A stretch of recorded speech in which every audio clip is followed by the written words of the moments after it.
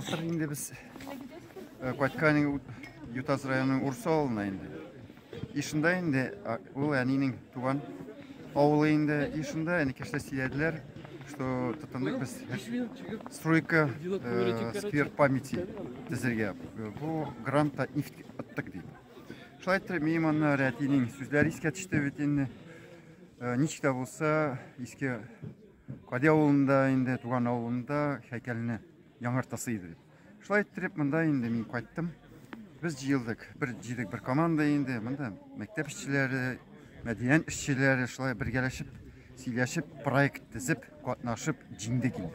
Мин анарга бик шат, чөнки монда инде без кайткан сугыштан бабайларның исемлегендә керттек, и монда не только фамилия, исем отчествосында. И аннары бит ул сугыш вакытында бик күпкә түккән инде тыл ветераннары, аларның списогында керттек инде. Шулай итеп, бу безнең халкыбызга инде киләчәк буыннарга истәлек булып калсын.